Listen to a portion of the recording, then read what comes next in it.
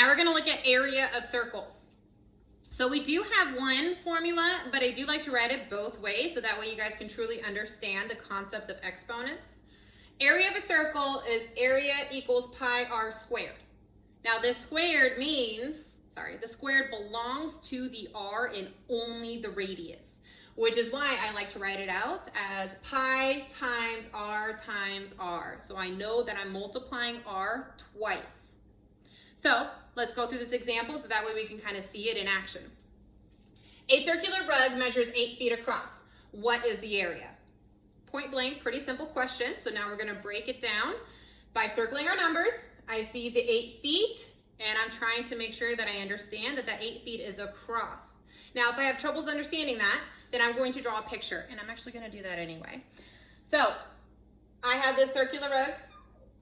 Considering it is 8 feet across, I know that goes all the way across my circle. That tells me that the 8 is reflective of my diameter, not my radius. So for this formula, I know I'm going to need to find the radius. And how do we do that? Well, I know diameter is double the radius. Radius is half diameter. So if r equals diameter divided by 2, then in this case, my radius is 4. Now that I know my radius, I can just plug that into my formula and solve. Now this question wasn't specific in saying that we needed to use 3.14 for pi. However, if they don't preface it, just always use 3.14. So A equals pi r squared. And instead of writing pi, I'm going to write 3.14. Instead of writing r for radius, I'm going to write 4. And I know that that squared belongs to the 4. So I am going to rewrite it in expanded notation so that way I don't forget to multiply anything. So A equals 3.14 times 4 times 4. Now this part I can do in my head mentally. I know 4 times 4 is 16. So that way the only thing I have to work out is 3.14 times 16. Which, yes, you will have to work that out. I know none of you can do that in your head. It's actually even difficult for me to do that mentally. So work it out, give yourself a chance, and then you'll get your answer. In this case, considering it is talking about area, it is 50.24 feet squared. And there we have it. Okay, so let's try to focus on a problem that's missing some information that we have to solve. So we're going to work backwards, just kind of how we did with the circumference of a circle. So we're going to do the same thing here.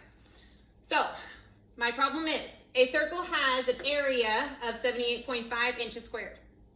What is the radius? So cubing this will be pretty simple. Circle my numbers, circle 78.5 inches squared, and I know that that is talking about the area. Then my question is, what is the radius? That's important because I know I'm trying to find the radius. So I'm going to choose this formula. We can choose either one. It doesn't really matter, but this one is a bit cleaner and it's not in expanded notation. So, but you need to know that they're exactly the same formula. So A equals pi r squared. And now I'm going to pull out all of my known information. And my known information is the numbers I've already circled. In this case, there's only one. And that does equal area. So instead of writing A, I'm going to write 78.5. 78.5 equals pi r squared. Instead of writing pi, I'm writing 3.14. And I don't know what r is, but I do know that it's squared. So working backwards, I'm trying to see what's happening, and what's happening is r is being multiplied by 3.14. So to undo multiplication, we do division.